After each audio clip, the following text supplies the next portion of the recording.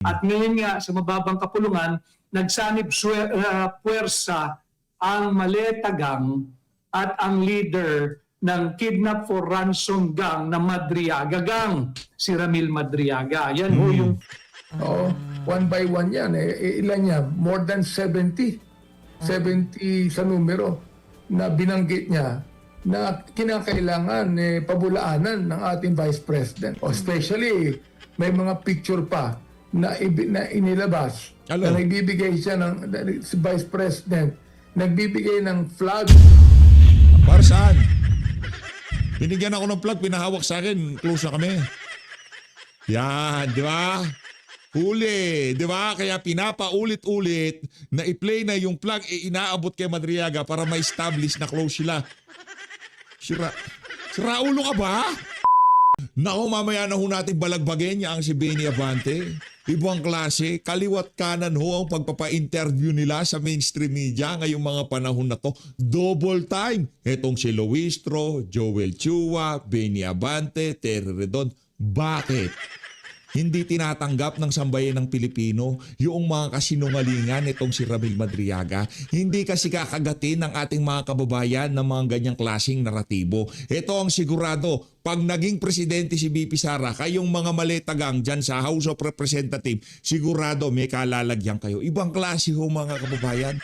Talagang dito ho natin makikita na hindi kasangga ng sambayan ng Pilipino itong mga taga-mainstream media na to. Kaya naman, kung di pa ho kayo nakasubscribe sa Tinig Maisog, mag-subscribe na ho kayo. At tayo ho, isa ho yan sa ating sinusubaybayan. Hindi biro, no joke ho ito. Pinapanood ho natin ang mga video nitong si Attorney Vic Rodriguez. Kasi tayo ho na-educate. Abogado yan, maisog, mahusay.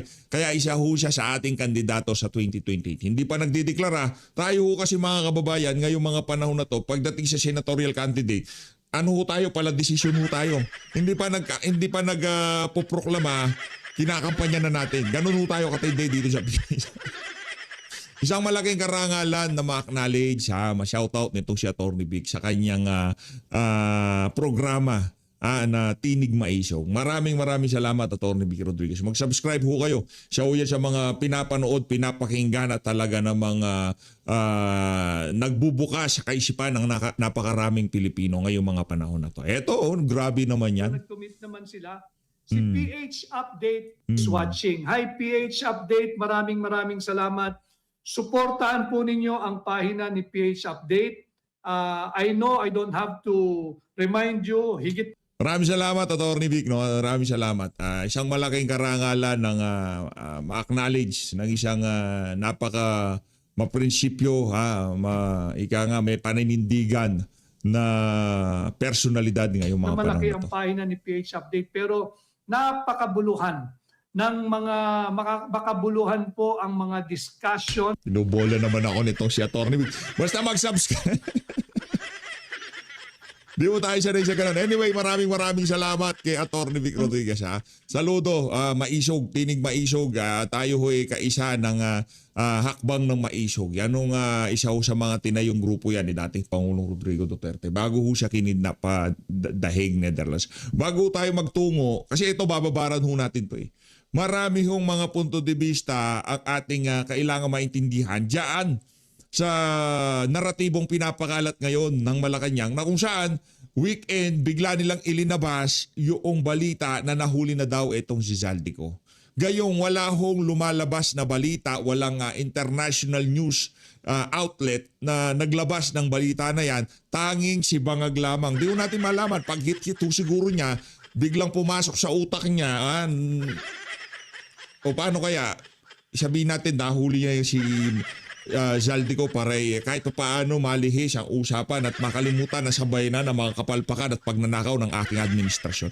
Di malabo, kaya kailangan nung nating marinig ang mga punto de vista ng ating Maisog. Pero bago lahat ng yan, siyempre, isang like at isang subscribe, masaya na ho tayo dyan sa mga gustong sumali sa ating community. Yung join button, nandyan lang ho sa baba. Mega love shoutout. Ako, matagal-tagal na tayo hindi nakakapag mega love shoutout, no? Kaya kailangan na ho nating mag mega love shoutout ata. Teka lang ho ang ating mga nagpakulay. Naku, matagal-tagal na tong mga to. Ito. 5 hours ago. Ito.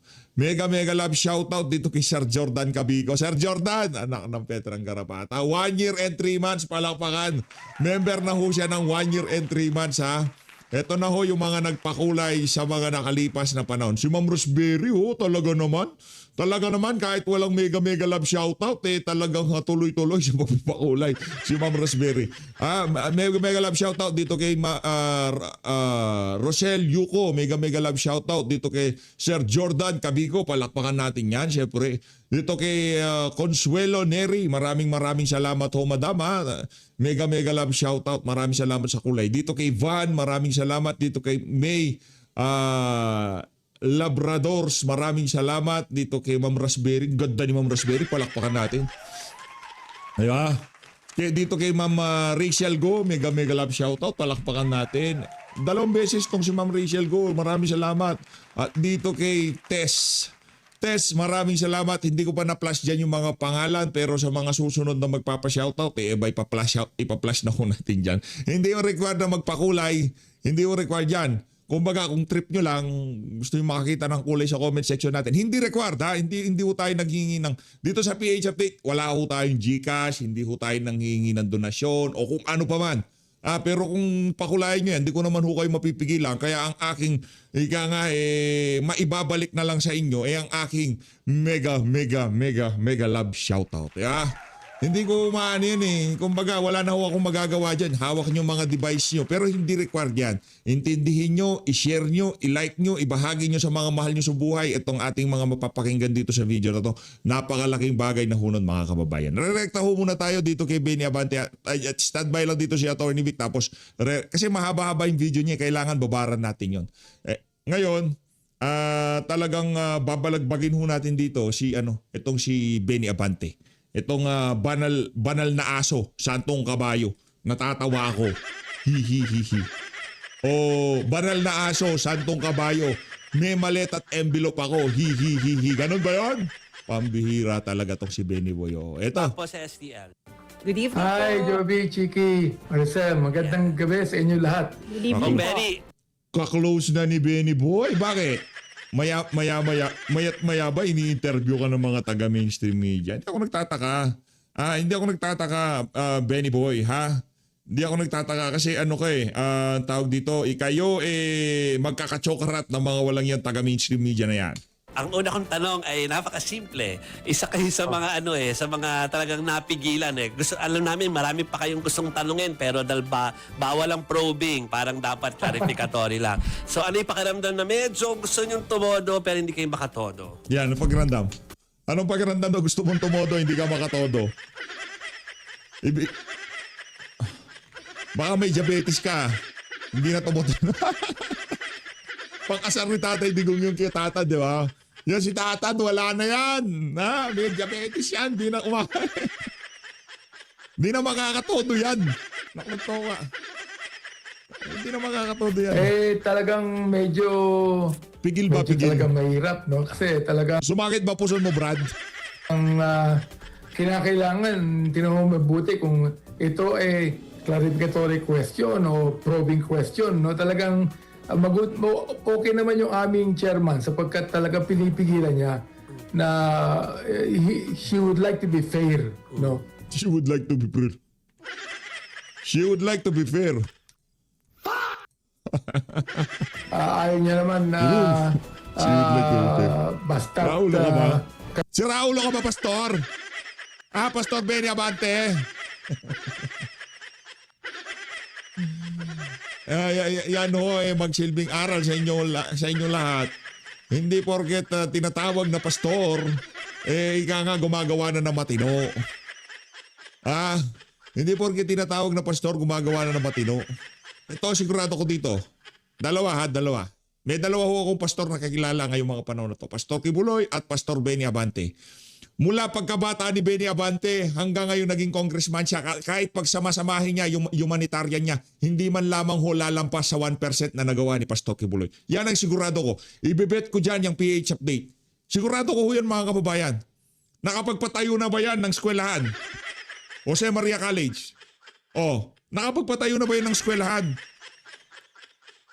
Pag nakapagpatayo na ng eskwelahan, yaang si Benny Abante, saka nyo ko balikan.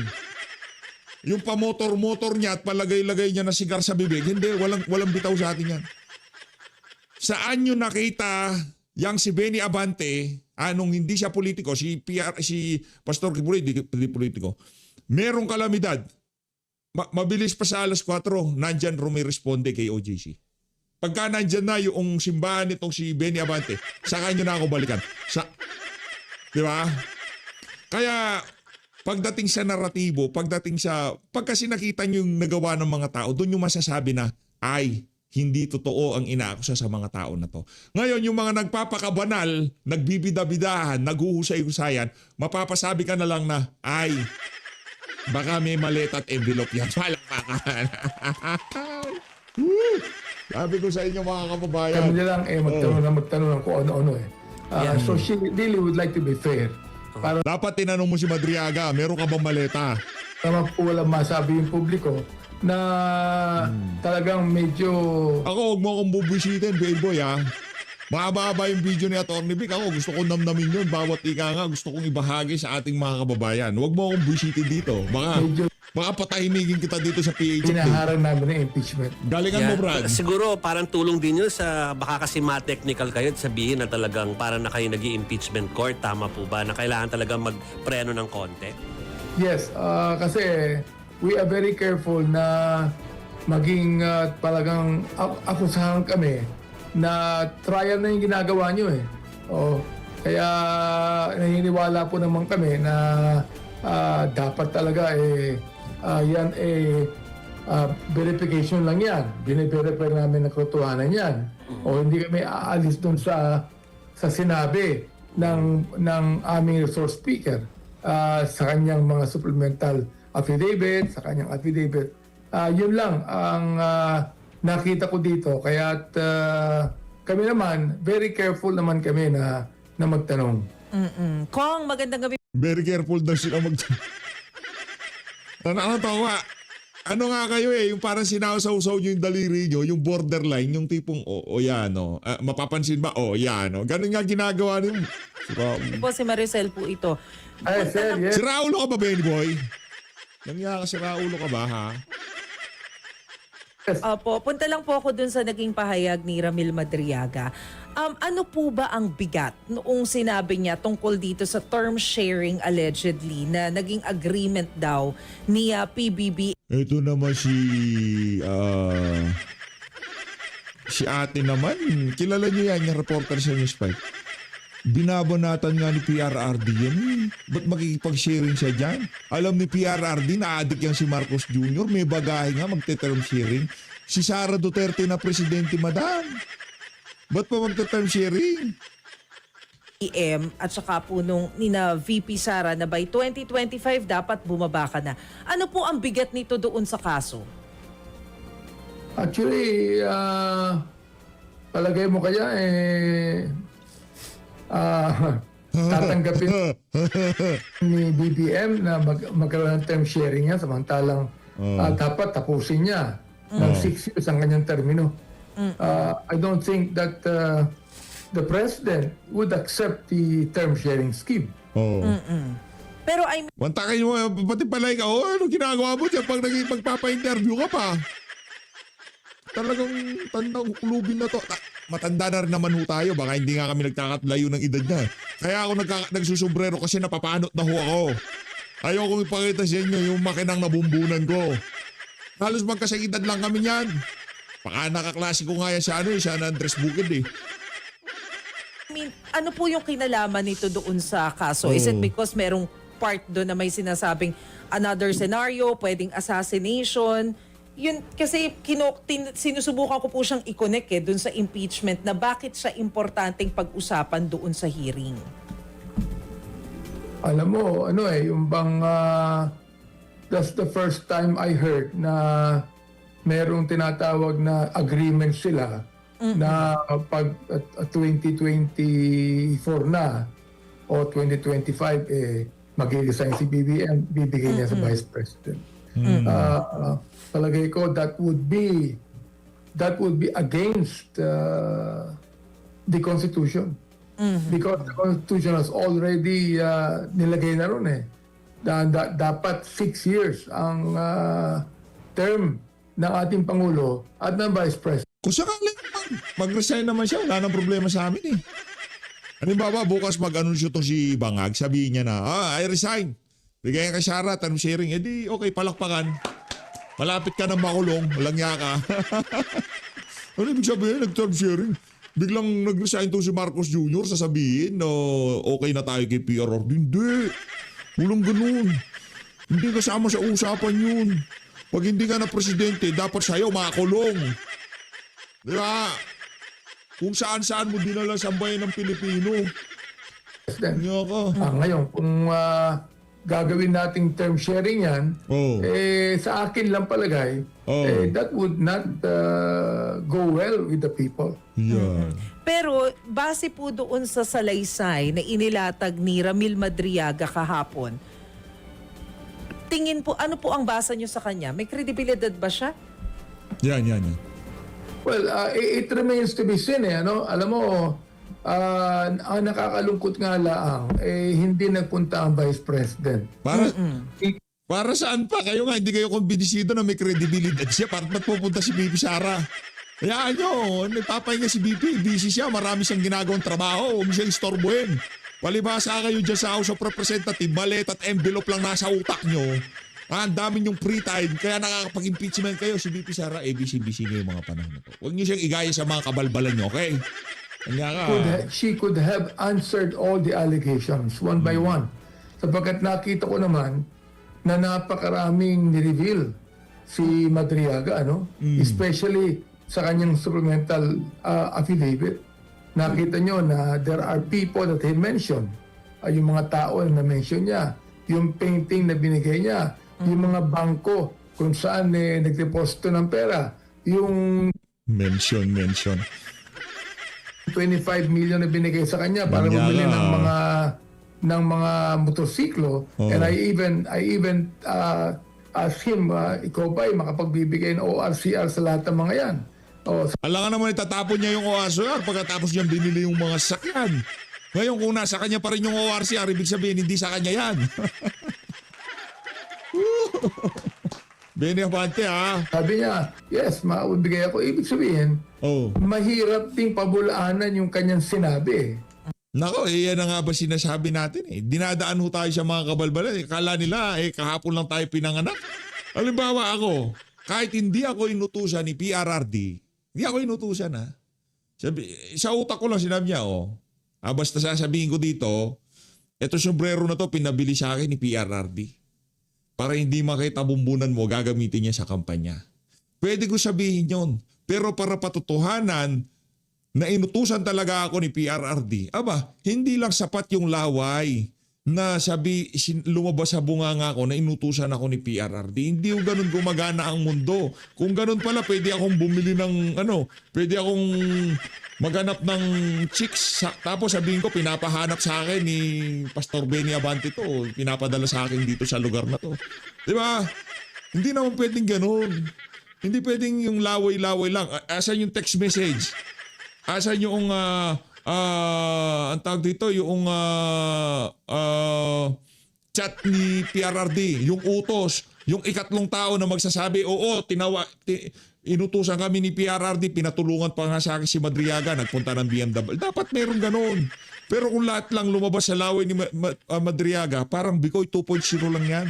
Ikaw naman, Benny. Naganap ako ng chicks. Sabihin ko, dadalhin ko sa opisina mo. Kahit hindi totoo. Pinapabigay, pinapahanap sa akin ni Pastor Abante to. Daling ko daw sa opisina niya. Ganon-ganon na lamang masisira na ang iyong kredibilidad.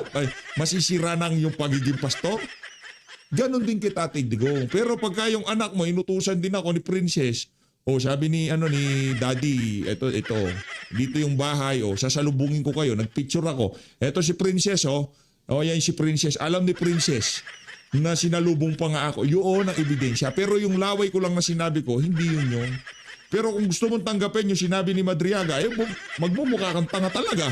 Anak ng toka. Ang tawag sa'yo niya ng mga kababayan natin, Pastor Tanga Abante. Gusto mo yun?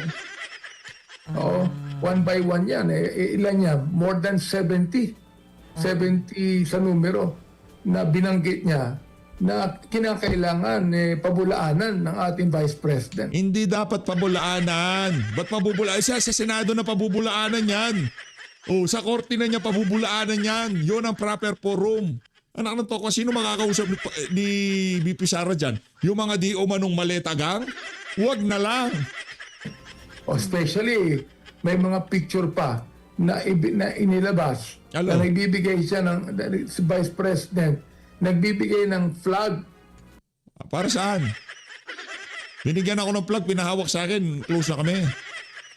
Yan, di ba? Huli, di ba? Kaya pinapaulit-ulit na i-play na yung plug, inaabot kay Madriaga para ma-establish na close sila. Sira ulo ka ba? Favorite expression ni Bitch. Sira ulo ka ba? Ha? Ay, subscribe kayo dun sa next channel ko. Sira ulo ka ba? ang page, ang pangalan ng channel ko, Sira ulo ka ba? Subscribe na kayo sa Kay Hindi, Madriaga. mag-upload na ako doon sa isang channel ko, yung PH Trending.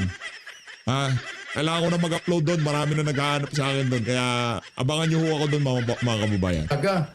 Pangalawa, meron pang greeting ng birthday si Vice President Kim Madriaga. So, Teka lang.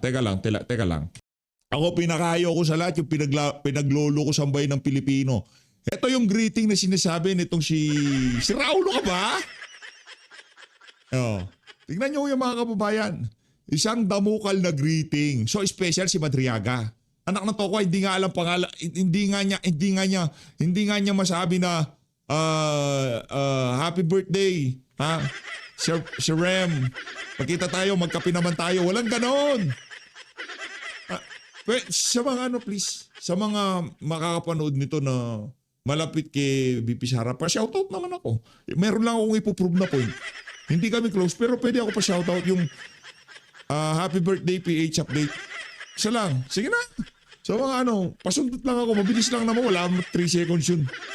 Meron lang akong ipoprove na point dito kay si Raulo ka ba? Please. Sa mga makakagawa ng pabor para kay PH update. Ngayon pa lang nagpapasalamat ako. Ayan Benny Abante, napakarami ngayon yung birthday greetings, gagamitin yung na sasabihin nyo na special si Madriaga kay BP Sara. Ang dami niya John Rachi Gigayon, dami yan. Dante Islabon, ang dami Mayor Abong Chan. Ibig sabihin, close na yun ni BP Sara. Anak ng toko, napaka-friendly ni BP Sara. Lahat na lang ng taong nagpaano sa kanya. Best friend niya. Di ba? So, yun lang sinabi na hindi na walang kinalaman at hindi kilala ni Vice President si Madriaga, paano niya pabubulaanan yan? Di ba? So, sabi ng mga host, galing naman ni Benny Boy. Yung sinasabi ko, yung palabas-labas mo ng dila na ganyan, yan yung yan yung kung kaya ka natatanong na si Raulo ka ba kasi linalabas mo dila mo yan tingnan mo to. Lahat, ibig sabihin, lahat ng mga individual na to kailangan pabulaanan ni BP Sara na hindi niya kaklose yung mga yan. Kung i-connecta natin lahat ng individual na yan na sinashoutout ni BP Sara, anak ng toka, si BP Sara na ang best friend ng buong Pilipinas. Si BP Sara na ang kaibigan ng bawat isang Pilipinong sinoutout niya. Ganon! Langya ka, Benny Boy Sinasabi ko sa'yo, tuloy-tuloy mo lang pagpapa-interview mo, inaabangan kita. Good evening po, Kong. Si Chicky Verhel po ito. Sabi nyo nga po, ang dami pong na-reveal dun sa supplemental affidavit. In fact, ang Dito naman si Chicky Verhel, madami daw, kinikilig-kilig pa. dami nyong na-mention ngayon lang po, Na-mention! Alam mo ibig sabihin na mention? Alam mo, sa mga nanonood ng Flip Top, alam nila ibig sabihin yan. Yung mention, alam mo yon. I-comment nyo sa baba para malaman ni ate kung ano ibig sabihin ng mention. Sa tingin po ninyo ba ay talagang kapanipaniwala na ito. Oh. Sabi nyo kanina, it remains to be seen yung kredibilidad. Oh. Pero Yes. sa ngayon, mukhang based on what you're saying, mukhang naniniwala kayo. But if not, is there anything na nagda-doubt po kayo? Anything na sinabi po ni Madriaga kahapon na nag-doubt kayo? In my honest opinion dyan, Cheryl, nakita nyo na umiyak pa Ayun. si Madriaga. Buti kung Nakita niyo yun, umiyak pa. Si Garma, Kerwin Espinosa, Mabilog, umiyak lahat yan. Pero lahat yan merong kinasasangkutan na problema. Palakpakan. Kahit ako kaya kong umiyak dito, gusto mo iyak ako. Huwag na, bato. Kalokohan. Hindi ibig sabi, andan sa teleserye. Anak na to, malay ko bang naging artista na yan si Madriaga. Iyak-iyak. Si Raulo ka ba? parang crocodile tears lang ang ginawa niya, pero talagang umiyak siya ng gusto eh. Biyak. Anong ibig? Baka kasama yun sa script. Baka kasama yun sa utos sa kanya. Tatanungin ka ni Madam Chair, basta iyak ka lang, tatanungin ka niya, sakay ka lang ha, basta para kapanipaniwala. Sabihin nung pag-iyak niya, no? Yung ibig sabihin nun para merong impact yung magiging testimonya niya. Kahit puro kasinungalingan, emotional appeal. Masdan ko yung kanyang emotional upheaval niya. Anong ibig sabihin nun? Kaya sabi ko, kung itong si Madriaga, puro kasinungalingan ang sinasabi niya sa kanyang supplemental affidavit, samantalang that was taken under oath, no, at hindi nagbago eh. Naging para bang iniisip ko, naging consistent din ang kanyang testimony. Consistent. Paano mo kayo pauulaanan yan? Oo. Alam mo magiging consistent? Alam mo ano magiging consistent? Ang magiging consistent dito ay yung pagsagot nyo doon sa mga mali-malitang ninakaw sa kaban na sambayan ng Pilipino noong 19th Congress na kung saan kabilang ka din. Sana naman, Pastor. Pastor Benny. Sana healthy ka pa rin pagdating ng mga panahon na yun. Ako gusto ko makita mo yun eh. Hindi na nakita ni Akop yun eh. Sorry na lang sa kanya. Pero ako gusto ko makita mo pa yun. Yung maging presidente si VP Sara. Diba? Oh. Alam mo na sasabihin mo noon, Benny Boy. Ang sasabihin mo noon, hindi naman kami magkaaway. Kaibigan ko yan. Sinuportahan ko nga yan noong 2022. Palakpakan. Purur. Ngayon, pangalawa, isinuggest ko pa nga sa aming chairman na imbitahan natin itong mga taon to. Si Nolasco, sila Chica, Gina Acosta. Imbitahan natin yung mga yan. Oo, para malaman natin talaga totoo na kilala ba nila itong si Madriaga. Ngayon, yun lang sa akin, no? Kaya sinabi ko, itong affidavit na ito, maaari maging smoking gun to eh. Sapagat look, Di ka pa ba nag-move on dyan sa smoking gun na yan? pag inibitan namin yung mga taong binanggit niya at sinabi nila na totoong nangyari yan, sinabi nila, no? Of course, sasabihin nila na Pinasinungalingan na ni Colonel Chica. Yung mga binanggit niyang pangalan, nag-post na sila. Baka hindi pa nalalaman kasi nasa bubble kayo eh. Di ba? Nasa bubble kayo dyan sa House of Representatives. Kung ano lang yung gusto nyo maintindihan, ano lang gusto nyo makitang post, ano lang gusto nyo marinig, yun lang ang nakikita at naririnig at iniintindi nyo. Di ba? Kaya sabihin nyo doon sa mga handler nyo, may mga tauhan nyo, ayusin nila. hindi totoo yan. Wala ka dyan. Pero for example lang, talagang naipit sila. Ang sinabi ng totoo yan, paano pabubulaan ng Vice President yan? Si paulit-ulit na sinasabi po no na clarificatory hearing yung kahapon and the next couple of hearings also April 22 no. Ano yung na-clarify po para sa inyo? Anong mga main points na na-clarify po talaga? Sa akin, number one, na-clarify sa akin yung bigay ng mga pera. Na-clarify sa akin yung pagbigay ng 25 million sa kanya na nakabili siya naman ng mga motorsiklo sapagkat sinabi niya natatago ko pa ang mga dokumento. Natural ORCR yun. Kailangan yung ORCR. Brad! Hindi naman pagka bumili ka ng sasakyan, Pagkatapos mong bili, itatapon mo yung ORCR. Kailangan yung pag nagpaparehistro ka o ibibento mo yung mga... So, yung pagtago niya ng mga dokumento o ORCR, additional points yun sa kanyang kredibilidad. Sa mga kababayan nating may sasakyan, bumibili na sasakyan, ginagawa ko tayong gago nitong Avante na to. Ginagawa tayong, si Raulo ka ba? Natatago ko ang mga ORCR niyan. Na-clarify din sa akin yung mga bangko sapagkat nag-take siya ng oath na wini-waive niya ang bank secrecy. So, ibig sabihin nun, talagang i-open ng i-open ng AMLAC yung mga bangkong yan. O, then na-clarify sa akin yun. Hindi ibig sabihin, pumirma siya ng bank waiver, meron na kagad yun. Okay na yun. Credible na siya. Ang business niyang kidnap for with matching a little bit of murder. Yan ang kaso niya.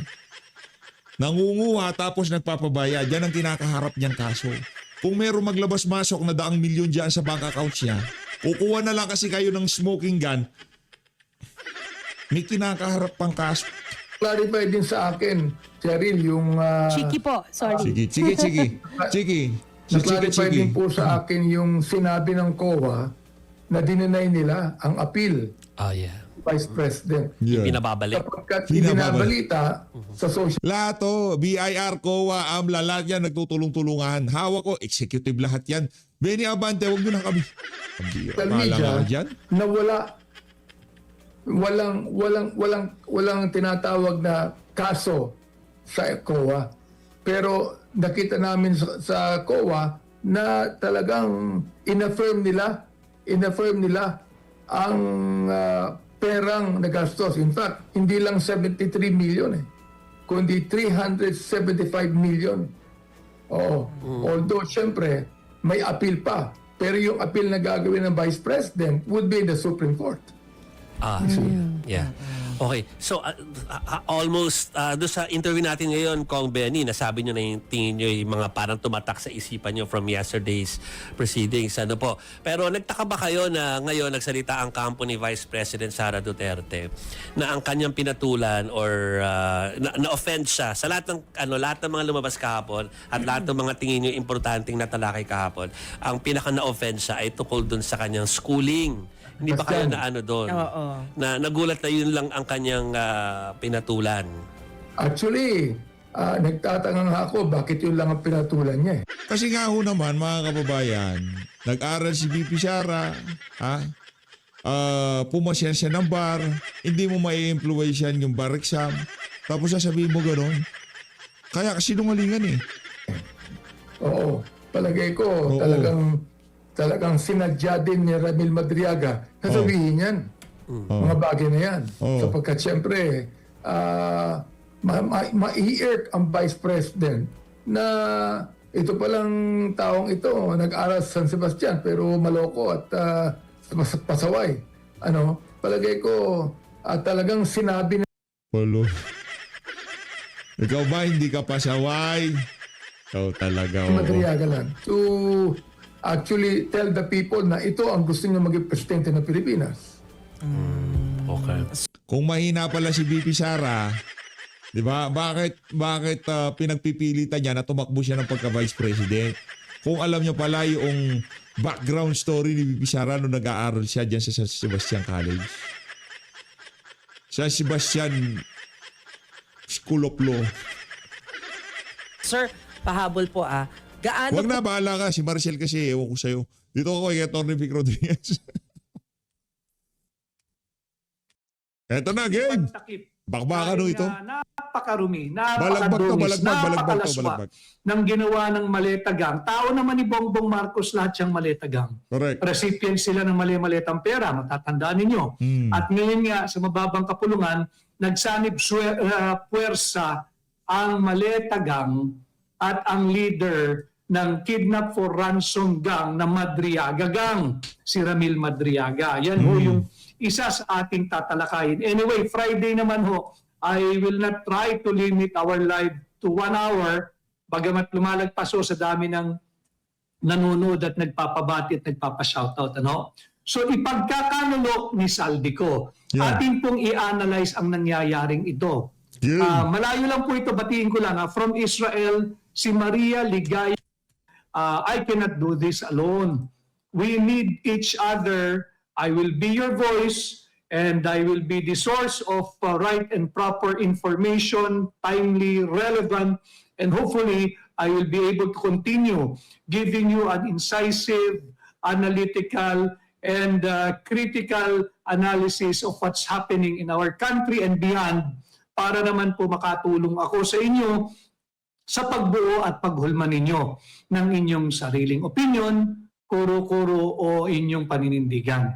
Again, I am not soliciting that we should have at the end of our podcast every single time na magkaroon po tayo ng magkaparehas na opinion.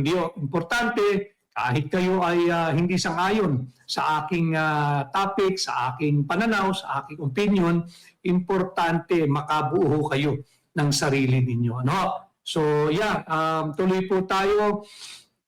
Tere Garcia. Tere Garcia watching from Hong Kong din. Marami tayong mga viewers po ngayon live from Hong Kong. Of course, nagre-request lang po si Millie Claire Cassandra. Si Millie Claire Cassandra is watching right now from Sharjah, UAE. Maraming salamat, Millie. And I'm happy. Sila'y nag-aalala dahil nga daw po iimbestigahan ng NBI base doon sa news release yung naging mensahe ni Davao City Mayor, ang ating ginagalang at kaibigan, Mayor Sebastian Baste Duterte. Alam mo ninyo, wala kayong dapat ipangamba. Dahil alam po ninyo, sa bagay, hindi na common sense ngayon. Yung mga marunong ho sa communication, yung marunong po sa pangungusap, meron po mga sinasabing figure of speech, ano, yung sinasabing isang ulo lang ang gusto namin. Kasi nga nananawagan tayo ng full accountability. Ito namang mga ito kakasipsip sa kanilang amo na talaga namang puno ng kurakot at korupsyon, ginagawang literal. Ang kanila, kukunin daw yung ulo. As in literal, ulo. No, ang sinasabing isang ulo lang, I do not have to explain, pero ito ay targeted sa ating mga nag-aagam-agam o nag-aalalang mga taga-subaybay. Wala po yun, wag po kayo mag-alala ron. Figure of speech po yun. Wala po yun, walang meaning yun. It will not... Wala kasi mga sentido kumun yung mga ano eh. Yung mga taga-Malacanang. Cold water in court, wala po iyan. Wala po kayong dapat ipangamba. Okay po si Mayor Baste. Amor Powers, watching from Hong Kong, si Jessa Cabonegro, at saka yung mga kaibigan mo natin na nagpapirma ng kanilang libro kahapon, ang mag-asawang Clifford at Laarni Dabo. Clifford, I really hope that the present young generations of Filipinos will have a better life, na yung mga katulad kaedad ko, kahenerasyon ko, at yung mas matatanda sa akin, ay higit kayong magkaroon ng higit na mas magandang buhay bilang Pilipino dito sa Pilipinas. Yan po ang hangad natin. Ano? Kaya dito tayo, nagbibigay tayo ng tinig at boses ninyo. No? So sino ang ipagkakanulo ni Saldico? Let me just take you back. Ito po yung research ng ating mga volunteer staff. Ano? Ito po yung sulat, yung linalaman ng sulat. Tatandaan ninyo, ni Saldico noong February 2025, last year, kay Bongbong Marcos.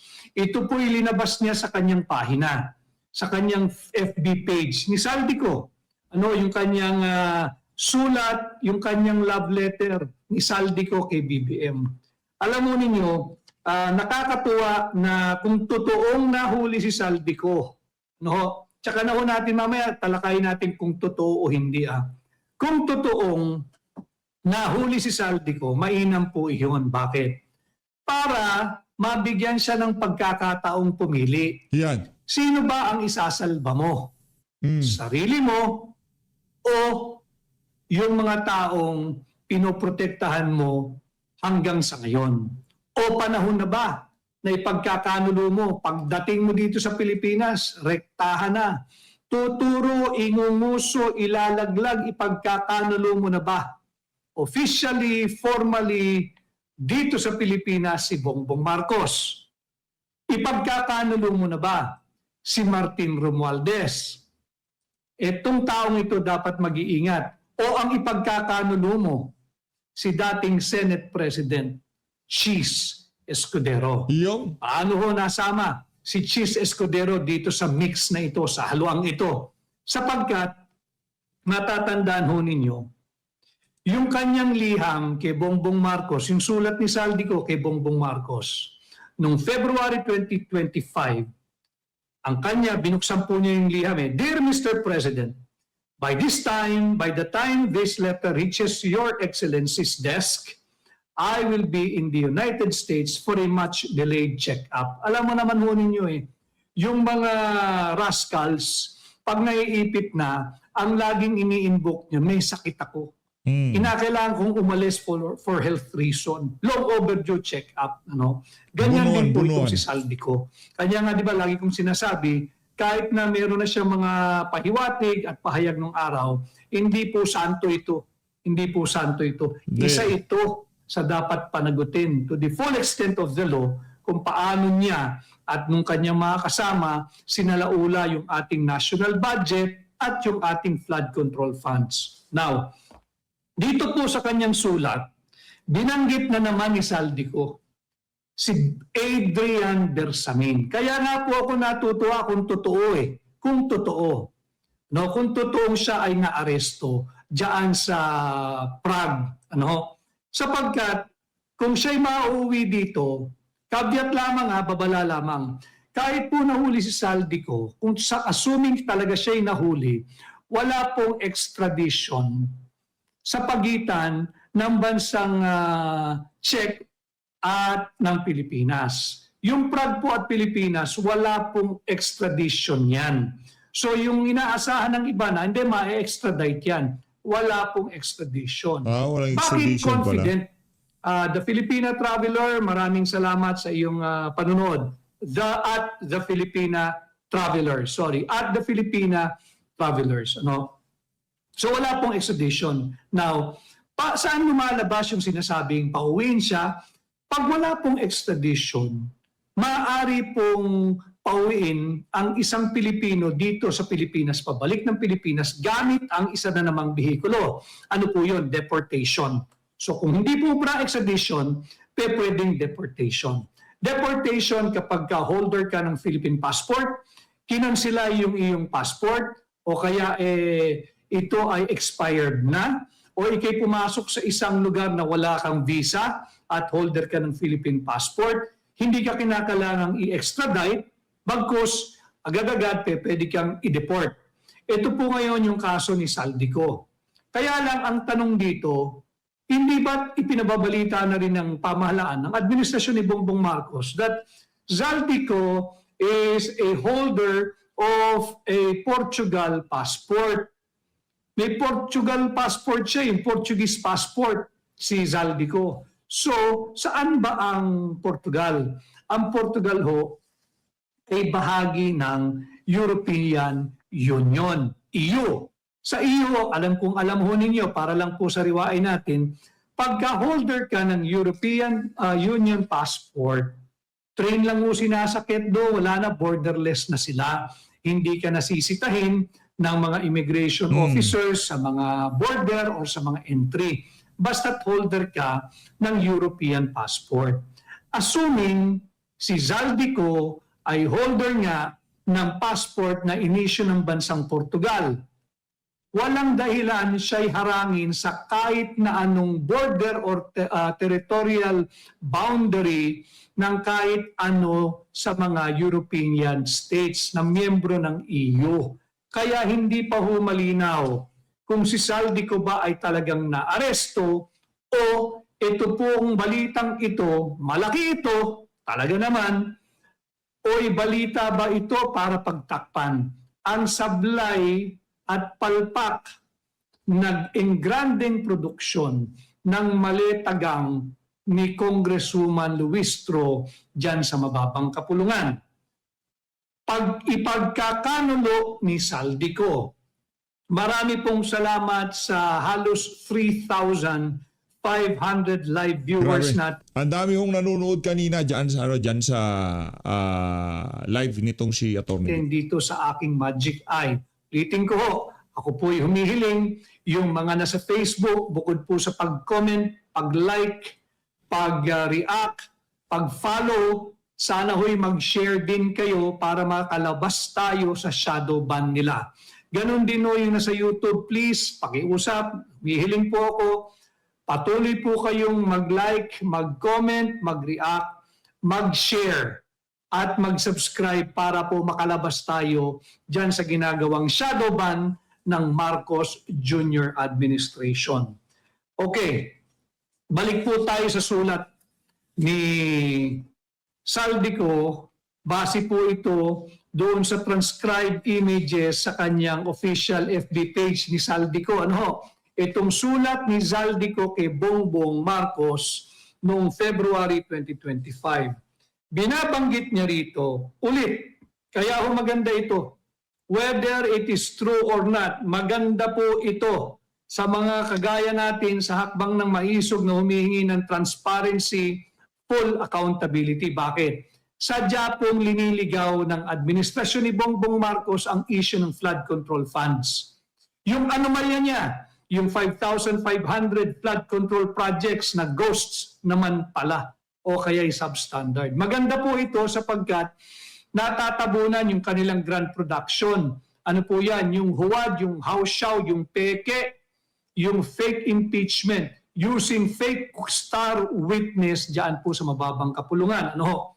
So, ito pong sulat na ito, binanggit niya in late November, binanggit daw ho niya, again, magandang balita, Yusef Adrian Bersamin. Lumalabas na naman muli yung mga pangalang ito. Baka ho nakakalimutan nyo na, huwag nating kakalimutan. In late November, sinabi ni Saldico kay Yusef Adrian Bersamin at kay Secretary Mina Pangandaman, kanino pa? At kay Yusef Jojo Cadiz. No yun, anong sinabi niya?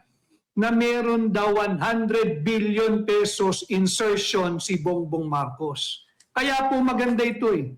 Yung balitang nahuli si Saldico, balik po, back to you BBM, agad ang storya. Back to you Malacanang ang naratibo. Ilayo po muna natin dito sa squid tactic po na ginagawa nila. Ginugulo, sadyang pinapadilim ang malinaw na usapan kung sino ang may pananagutan. Trilyong piso po ito. Trilyong pisong halaga ng pinagnanakaw sa ilalim po ng liderato ni Bongbong Marcos sa loob ng 4 na taon na kanyang panunungkulan bilang presidente. So binanggit kay Adrian Bersamin, kay Mina Pangandaman, kay Yusef Jojo Cadiz na meron pong 100 billion insertion ang tanggapan ni Bongbong Marcos, no?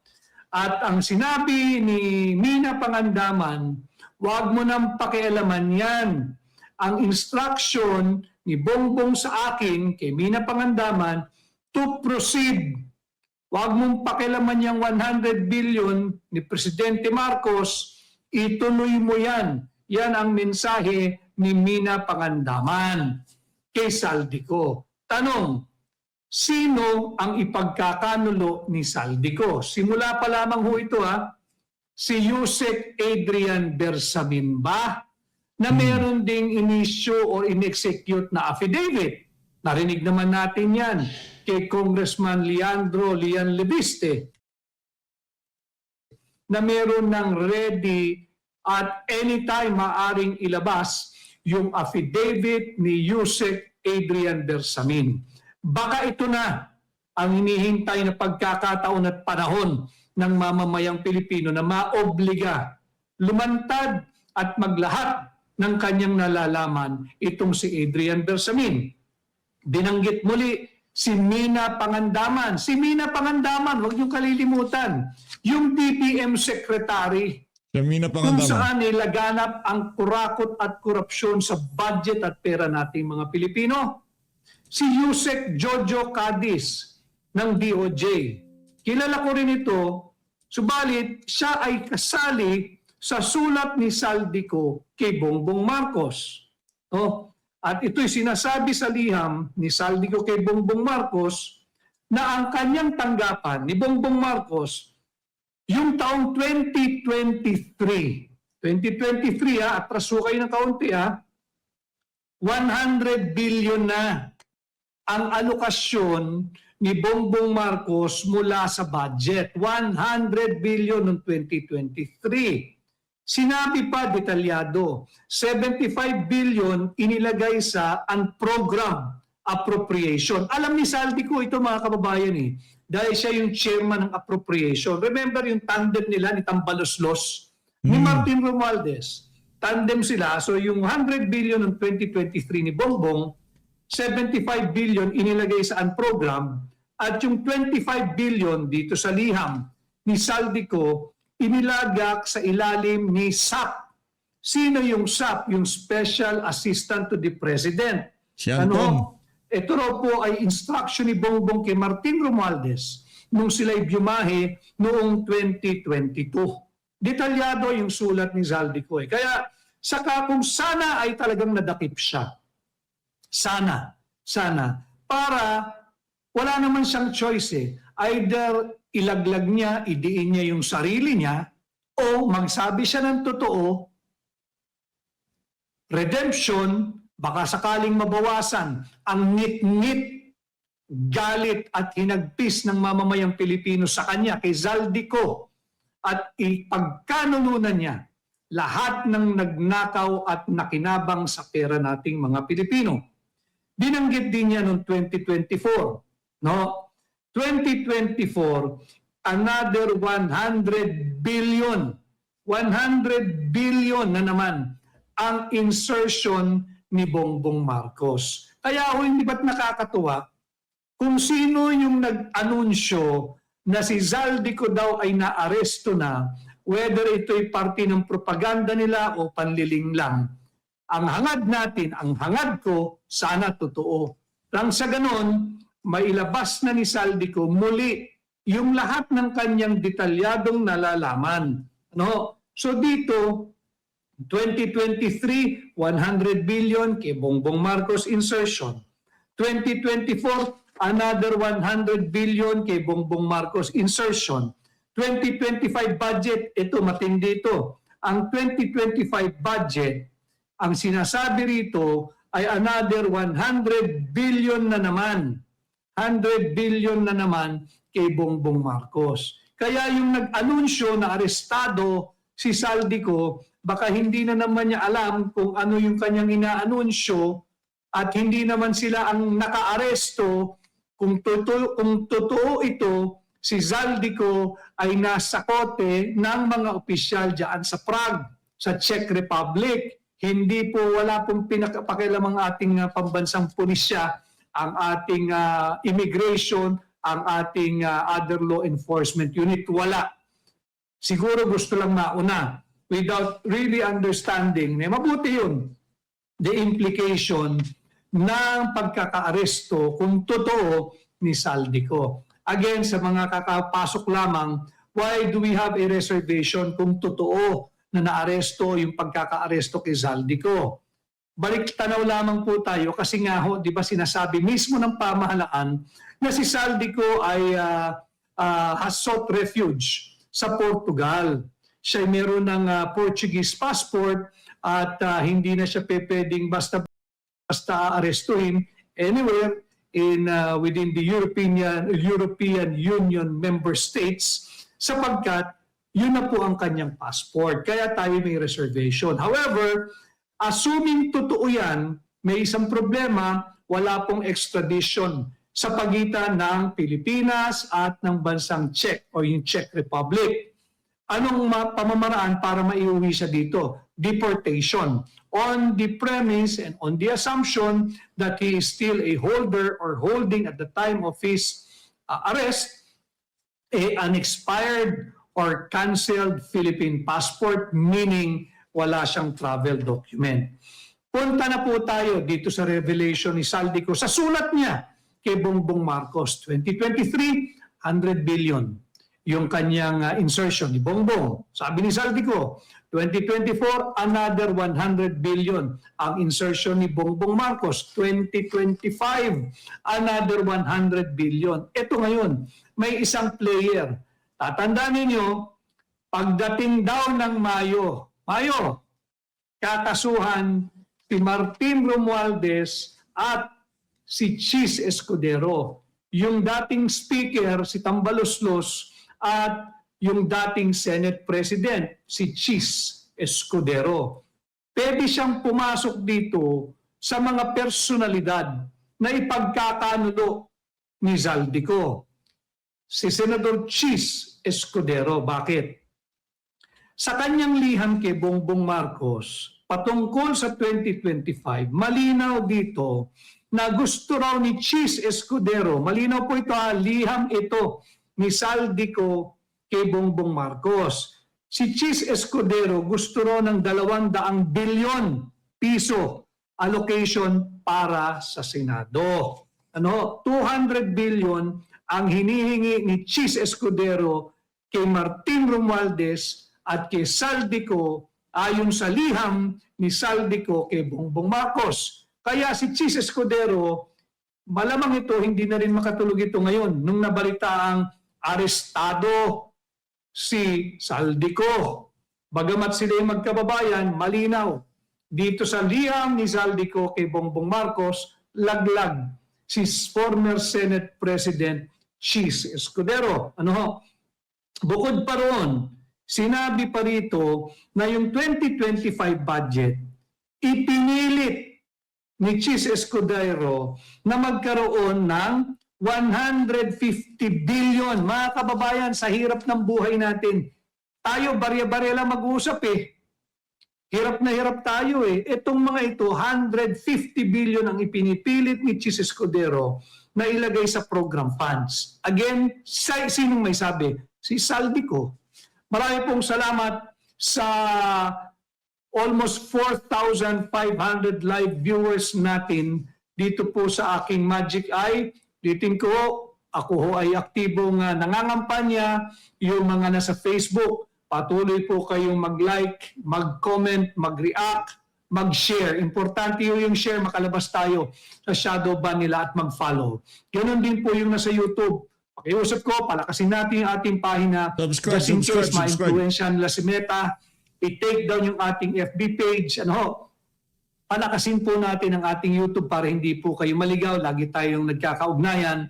Patuloy po kayong mag-like, mag-share, mag-react, mag-comment, at mag-subscribe. So si Chis, tinuturo niya 150 billion sa program funds. At ang sabi pa niya ni Saldico, yung 2025, hindi ba nagsampa kami ng petition sa Korte Suprema na hanggang ngayon ay hindi pa inaaksyonan? Yung 145 billion ay direktang inilagak sa DPWH. Sino yung DPWH? Kaya maganda kung talagang na-arrest itong Saldico para ipagkanulunan niya. DPWH. Sino yan? Si Manny Bonoan. Si Manny Bonoan, nandyan lang mo yan. Palaro-laro ng golf. Wala naman akong personal sa kanya. Kaya lang, napakalaki ng atraso mo sa sambayan ng Pilipino. Kinuha ninyo yung perang dapat sana ay pang-implement ng mga infrastruktura na magbibigay ginhawa sa ordinaryong mamamayan. Manny Bonoan, dati kang kalihim ng DPWH, yung mga lugar na hindi dapat bahain, baha pa rin hanggang ngayon. You are already at the sunset of your life. Sana naman makonsensya ka sa mga pinahirapan mo dahil lamang sa katakawan mo sa pera. So inilagat sa DPWH dahil nga iniutos ni Chis Escudero. Kaya delikado si Chis Escudero rito. Titingnan po niyo yung direksyon. Sinabi na sa May ay kakasuhan na si Martin at si Chis Escudero. And then yung timing na biglang nahuli umano si Saldico. Ito po, wag kayong magpapalinlang ha. This could be a part of a bigger scheme para po lituhin at maabsuelto si Bongbong Marcos. Pero dito sa sulat ni Saldico mismo kay Bongbong Marcos, hindi maaring itanggi ni Bongbong na meron siyang 100 billion pesos insertion noong 2023 budget, 2024 budget, at 2025 budget. Nabanggit muli si Mina Pangandaman na sinasabi ni Saldico, inutusan niya si Mina Pangandaman, banggitin mo naman sa Malacanang, meaning kay Bongbong Marcos na mayroong banta. Nagbanta pa si Chis Escudero. Sabi ni Ako Bicol, si Ako Bukol, party list, si Saldico. Nagbanta pa si Chis Escudero na iipitin niya yung budget. Imagine mo, Senate President ka, nung hindi binibigay yung gusto mo na 150 billion na pondo at pinalalagak mo yung 145 billion sa DPWH na nagbabanta pa na iipitin yung budget. Di naman yung personal budget yan eh. Budget nating mga Pilipino yan eh. So, anong sagot ni Mina? Sabi ni Mina kay Saldico, ang tugon ni Bongbong Marcos, don't ever think about it. Ano ibig sabihin nun? Huwag mong pakialaman yung 100 billion allocation or insertion ng tanggapan ng Pangulo. Ba mabigat, ano? So, walang magawa ngayon si Saldico. Bakit? Sabi nga niya ang utos ng hari hindi dapat mabali. So, sunod siya. Kahit na may struggle siya kay Chis Escudero. So, bananggit uli, Mina Pangandaman, Adrian Bersamin, Jojo Cadiz. Dito sa kwento ni Saldico, syempre siya bida na siya ay nagmamalasakit na hindi rin pwedeng gawin sa 2025 budget yan dahil nga lolobo ng higit yung budget ng DPWH pag binangga mo sa budget ng education sector. Again, this is the bone of our contention in the petition that we have filed and still pending unacted before the Honorable Supreme Court. Yung ating pong pag-oppose dyan sa criminal, unconstitutional, immoral, invalid, unlawful 2025 national budget. Dahil higit pong mas malaki ang pondo ng infrastructure or DPWH over that of the education sector. So, nagsumbong siya, binanggit niya kay Adrian Bersamin. Ang sabi ng Adrian Bersamin, yan, yung mga nakakaalam, yung mga close dito sa mga ito, may date pa mahirap gumawa ho ng gawagawang letter kung ito'y imbento. December 6, 2024, yung sa 100 billion listahan ng tanggapan ni Bongbong Marcos na sinumite ni Adrian Bersamin, tinanong niya raw si Adrian Bersamin, ito ba'y talaga'y galing kay Bongbong Marcos? Ang tugon ng Adrian Bersamin, yan ang instruction sa akin. At yung listahang hawak mo, Saldico, kinuha yan ni Bongbong Marcos mula sa kanyang brown leather bag. Kompleto yung description Ito po'y base sa sulat ni Saldico At sinabi ni Saldico, pamilyar naman siya. Dahil meron silang close working relationship ni Bongbong Marcos. Alam niya, pag sinabing brown leather bag, yun daw yung tangan-tangan lagi ng kanyang presidente ni Bongbong Marcos. At yung kwento ni Adrian Bersamin, wala siyang magawa kundi paniwalaan. Bakit? Mahirap naman mag-invento na galing sa brown leather bag. Nakikita ni Saldico na may leather bag na hindi binibitawan si Bongbong Marcos. So, luwalalim yung kwento. Kaya nakakatuwa kung totoo na arestado si Saldico. Batiin lamang po natin ito. Azil Ejercito Vorwolz. hello attorney, wala naman balita dito sa Europe na nahuli si Saldico. Si Maria Fema Duterte, maraming salamat sa iyo, Fema. Good afternoon din sa iyo at maraming salamat sa pagsubaybay at suporta. Ganon din si Al Mendoza. We're following you here at Gihulngan City, Negros Oriental. Al Mendoza at mga kababayan natin dyan sa Negros Oriental, maraming salamat. Meron pong pinost din yung ating kaibigan, yung sinasabi yung pagpapahayag, ito po si Ping Lacson naman ito, yung pagpapahayag ni Zaldico, hindi naman ebidensya yon. Propaganda yon. Pareho lang ni Ping Lacson, propaganda rin. Ang ebidensya may tuturing kapag ito'y ginawa under oath o nakantaryo. No?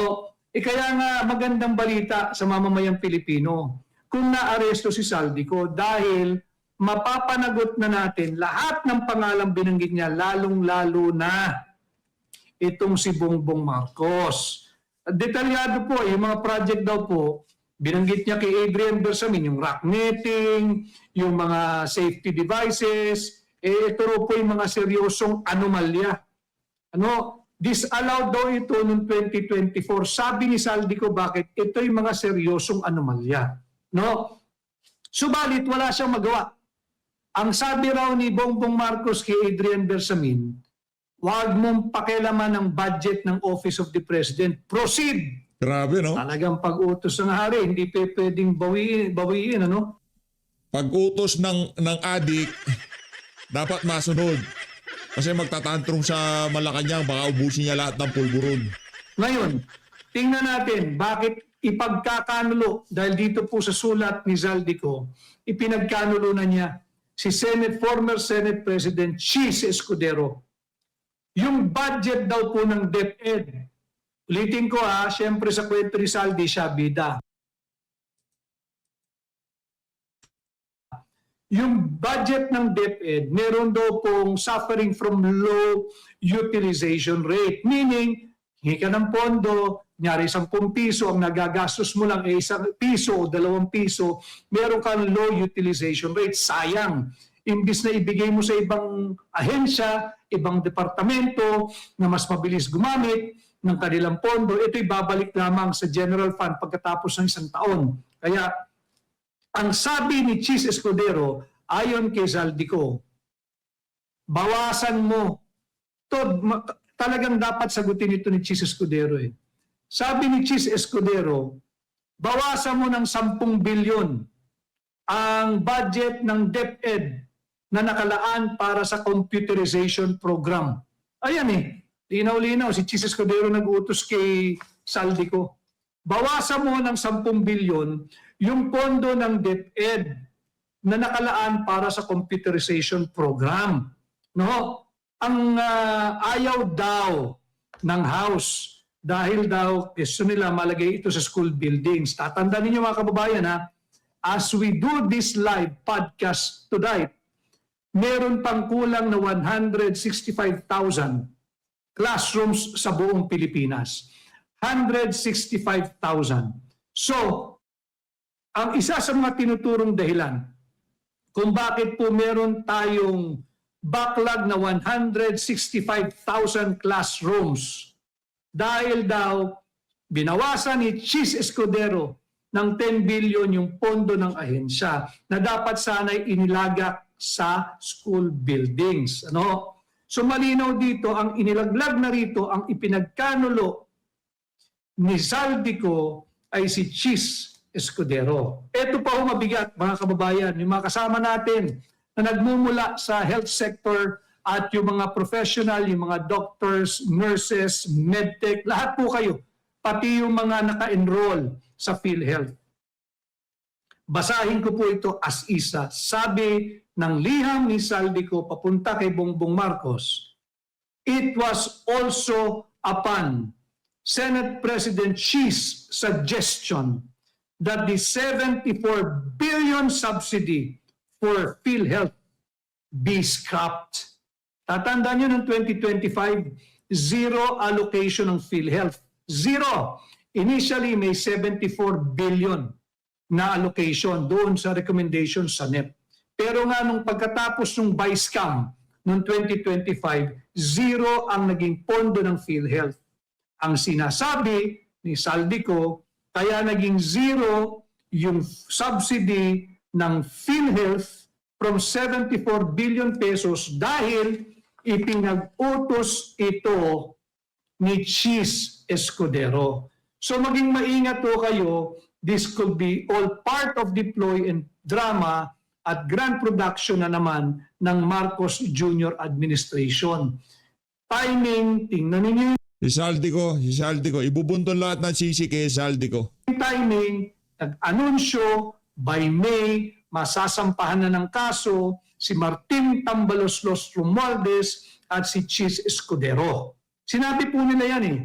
Ngayon, yung timing, kalagitnaan ng buwan ng Abril, na aresto umano si Zaldico. Pero ang dami nagme-message dito na mula taga Europe, wala naman daw balita doon. Si Michael Mix Vlogs, Kawawang Bayang Pilipinas, hinuhubaran ng kayamanan. Si Ad G. Salatar, grabe 74 billion, ang dami sana ang magamot na may mga sakit. Marami sana ang naligtas. Ang tinuturo, bakit zero budget ang PhilHealth last year? From initial 74 billion proposal, pinatanggal ni Cheese Escudero, ito'y ayon kay Zaldico. Talagang mabigat eh. Lalo na ho ngayon, hindi ba? Tumaas ang presyo ng produktong petrolyo. At ang halaga po ng piso, base po ito sa ating PSA, yung Philippine Statistics Authority, yung halaga raw po ng piso ngayon ay 75 centavos na lang. Ano po naging basehan nila o yung benchmark nila? Bakit sasabing yung piso natin, ang kasalukuyang halaga ay 75 centavos na lang? Ang ginamit pa nga ho nilang comparison or panukat ay yung kung iahambing mo, kung bibili ka nung mga pangunahing produkto nung taong 2018. 2018 is 8 years ago. So kung ang basihan natin ng presyo ng piso ngayon ay 75 centavos na lamang dahil sa presyong noong 2018, lalo na ngayon, magkano na lang ang halaga ng piso? So yun nga, ang itinuturo bakit zero budget ang PhilHealth last year, ayon kay Saldico, dahil pinatanggal ni Cheese Escudero. No? So malinaw yan. Ito pa maganda. Wala, pati si Ralph Rector, absuelto na rin ho mga kababayan, palapakan. Mahaba po yung sulat niya. Pinili ko na lang ho yung mga sa tingin ko yung mahahalaga. Mahalaga po lahat ito. Meron ding binanggit yung patungkol naman sa Philippine National Police. PNP ho ito PNP. Yung dating hepe ng PNP ay nag-requests ng 500 million confidential or intelligence fund allocation. To Nako. be fair, pinangalanan naman sa sulat ni Saldi, papunta kay Bongbong Marcos, ang hepe po noon ay si Chief PNP Marbil. Di ko alam yung pangalan ni Marbil eh. So, nag-request ng 500 million. Ang sabi ni Saldico, ito po ay mabe-verify sa mga concerned agency. Ngayon, ang alam nila ay meron ng 500 million ng PNP. Yung mga kabaro natin pulis dyan, para alam ninyo, kayo yung nasa forefront ng law enforcement at pagtutugi sa mga masasamang loob. Wag na ninyong ibigyan ng seguridad yung mga nabubuhay sa buwis, ninanakaw na buwis nating mga Pilipino. Yan. Yung happy niyo that time, si Marbil, nag-request 500 million. Grabe. Na meron Kay VP Sara, 125 million ika nga kung ano-ano nang pinagagawa nila dyan sa House of Representative. Si Marvin, 500. My daw goodness. zero rebate. Alam daw din ito ni Adrian Bersamin. Nagkita Ayun na nga mga kababayan, bibitinin ko ho kayo kasi napakaganda ng talakayan para ika nga makapasyal naman kayo dyan sa Tining Maiso. As always, napakaganda ng nasa ano ho tayo para ituloy nyo ho doon, no? Nasa 47-minute mark ho tayo. No? Punta ho kayo dyan sa page, channel nitong si Atty. Vic Rodriguez. Tinig maisog. Ha? Ika nga, i-level up natin ang pambansang diskusyon. Maraming salamat po mga kababayan. Mag-ingat po kayo lahat. Mahal natin ang Pilipinas. Saludo.